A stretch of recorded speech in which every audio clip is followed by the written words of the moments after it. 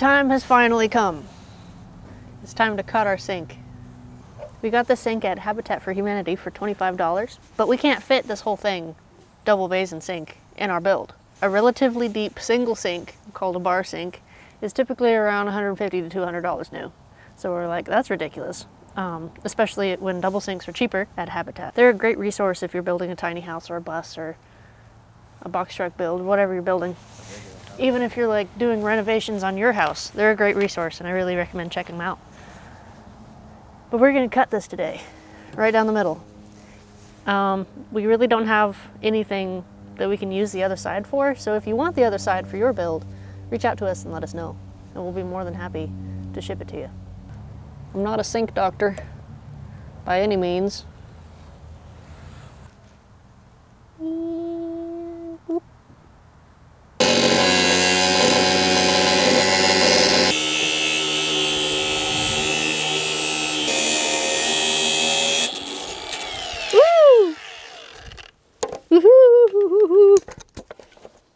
I've been wanting to do that for a long time, and that went a whole lot better than I expected it to have been able to go. All right, so we're gonna stick this one in our build, and this one could be yours. Just let us know and we'll send it to you. Huh?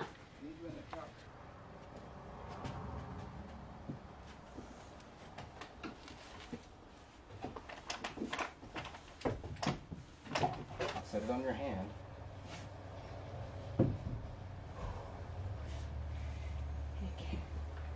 Okay.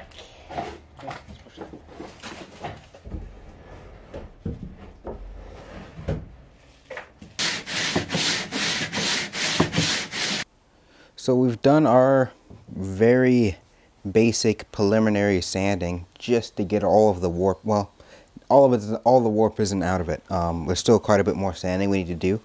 But before we move on with that, I want to secure it to our cabinet bases so it's not moving all around on us.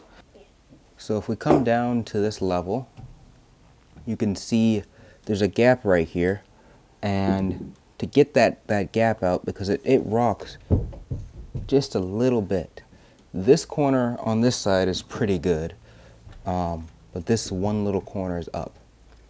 I'm gonna take, and this is a 1/2 inch panel on this side. I'm gonna glue a panel of 3/4, glue and screw it on the inside, and then pocket screw that panel of 3/4 to this. Also gonna pocket screw the cabinet base to our countertop and a bunch of different locations. Probably not every location that it touches the countertop, but a lot of them will get a pocket screw. One more thing, we're securing it with silicone. Not wood glue, but silicone, because the silicone will move and stretch as the wood moves and stretch and goes down as we're going down the road, and just the different humidities. I don't want that glue seam to break. Silicone will move and stretch more than wood glue. That's also how we're going to mount our undermount sink, right here. All right, so we glued and screwed, and vacuumed, but then I put one more screw up here. But we glued and screwed some 3/4 inch pieces to the side of our 1/2 inch pieces to give it some more structure, and that's what's going to hold down our countertop. These pieces have pocket screws, pocket screw holes in them, so we can use that to pull the countertop down onto our bead of silicone, and that will hold everything in place, and we should be good to go. 100% silicone. Oh, that was quick.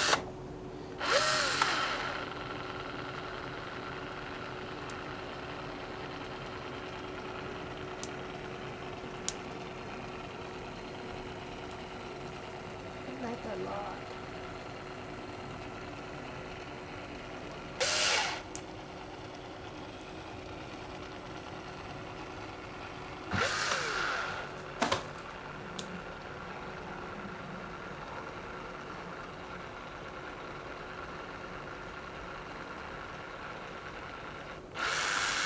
So now we got to be careful, because silicone, while it's dry, nothing will stick to it. But while it's wet, nothing, it won't come out of anything. Once it's in, it's in. So we gotta be careful with all our clothes and our hair and our tools and all that stuff. Me, not so much the hair because I'm shaving it, but you.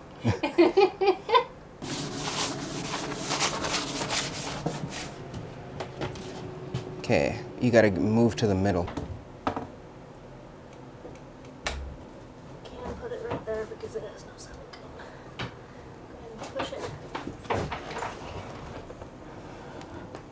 Okay. Very nice.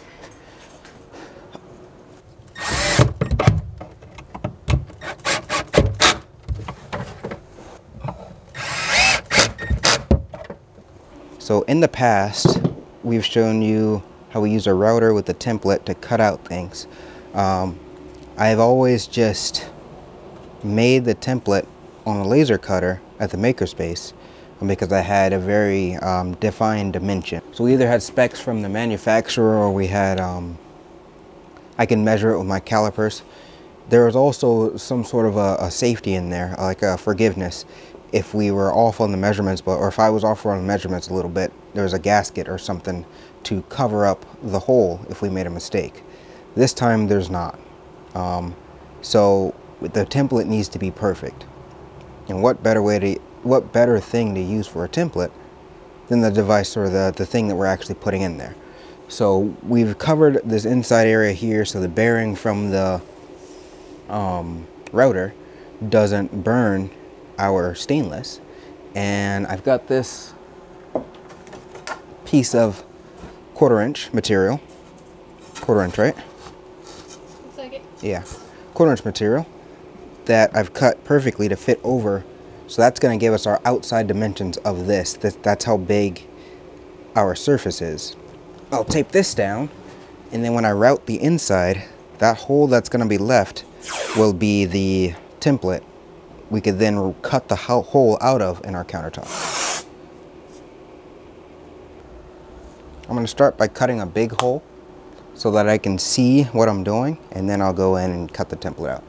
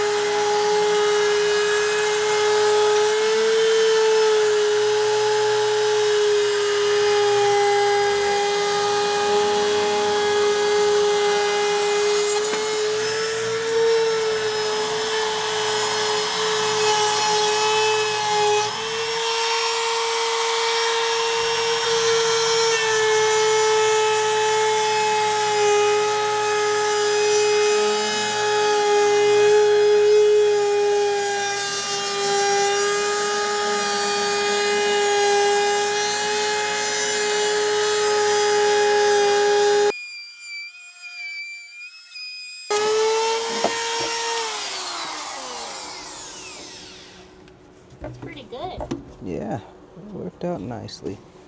So now that we've got the template lined up exactly where we want it and taped down, just like we've done every other template you saw us cut with a router, and we swapped out for a brand new bit, so it'll get a cleaner cut on our finished cut. Just gonna cut this through. So we're gonna cut this through in 2 passes because the longest router bit that we could find was only 1 inch, and this is about 1 3/4 inches. So we're gonna have to go through it 2 passes to get it all the way cut through.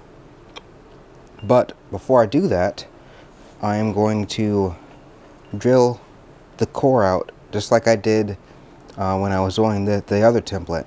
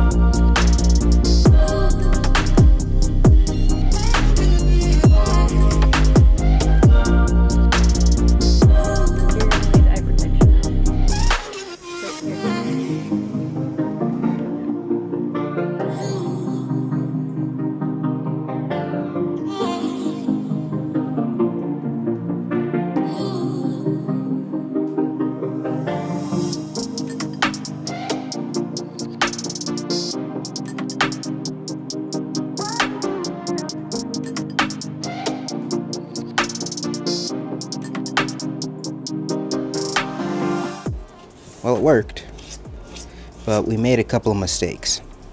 We only have a little bit to sand through here, but you can see where I hit it with the Sawzall and gouged too far in a couple locations. Another one right here, scratched it right there. Yeah, it's not perfect, so we're gonna have to fill a couple of these with epoxy, some thickened epoxy, and putty. Well, no, not putty. Putty's not waterproof, but peanut butter. And you can see, this is cool, you can see our biscuit right here. You can also see how not perfect our countertop was right here. So this is going to be actually a cool feature to see a couple of areas where we repaired, see a biscuit, epoxy seams. It's not perfect, it's not store-bought, it's homemade.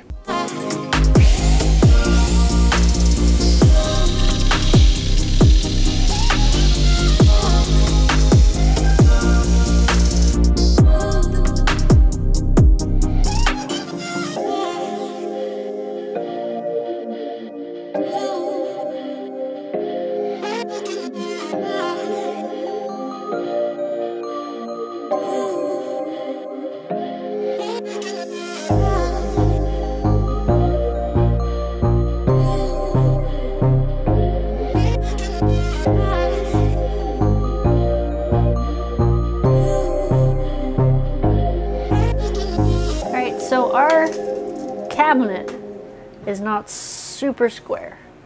Our countertop is pretty square.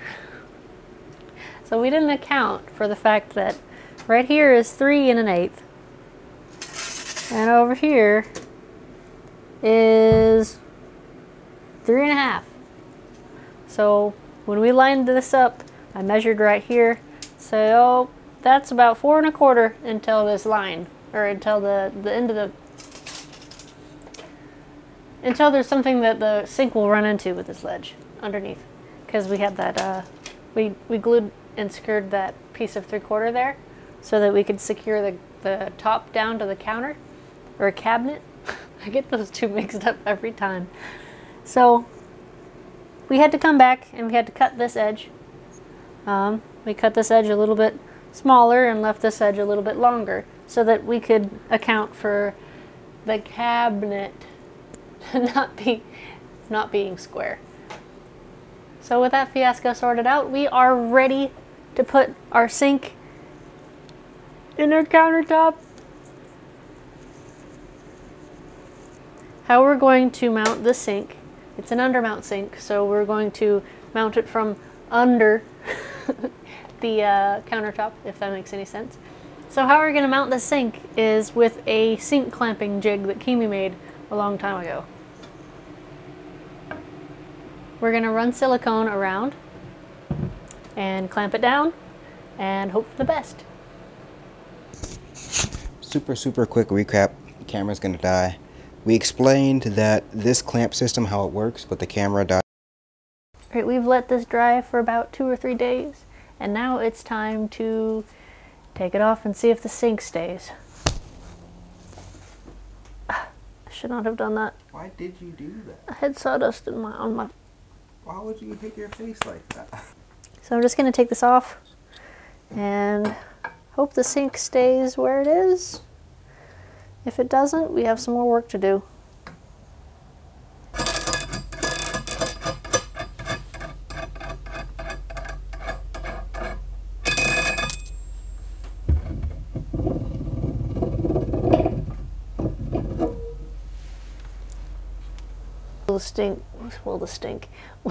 Will the sink stay? Is it sealed? Yes, it's good. It's good. Okay, cool. Now we have to finish sanding the surface because there's still lots of uneven places and gaps and stuff that we need to address, and then hopefully we can seal it and make it all pretty. There's a lot of high spots in it. Like right here, this knot is noticeably higher than the rest of it. We have belt sander. And it's got 36 grit on it, and we're just gonna all the lumps and bumps out of it, and then we'll move on to something finer. But for now, when you're using something that makes a lot of dust, always, always, always use a respirator or a dust mask or something. Don't be breathing on all that wood. It's not for your lungs. It's for the trash can. Don't breathe it. Ever.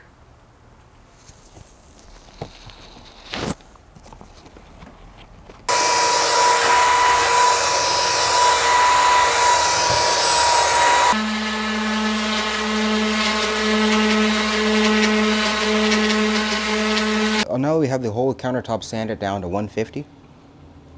We need to put a bevel on the edge. Well, we don't have to, but we want to put a 45-degree chamfer all the way around, and just a little bit, not a crazy amount, to kind of break this edge so it's not as sharp. Not as easy to chip off, and it is less likely for us to cut ourselves open while moving around in this tiny house space. So we're gonna put this on the router, put a 45-degree chamfer on all the upper surfaces, and then final sand.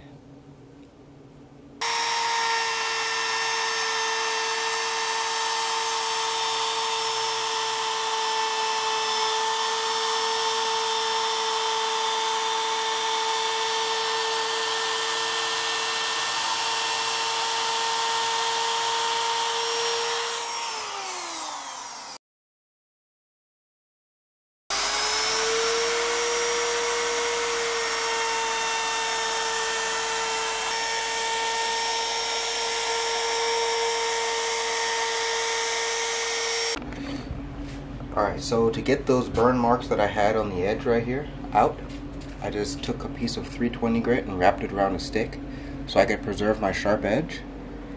And then I just sanded very lightly right on the edge so I could take all those burn marks out. Now that that is all done, Stephanie's going to vacuum up the countertop. And as soon as she's done vacuuming, we'll wipe it down with mineral spirits and get ready for our first skim coat. But that can't happen today because all of the dust in the air is going to fall down on top of the epoxy. We need to wait till tomorrow, then do another wipe down, then we'll do a skim coat.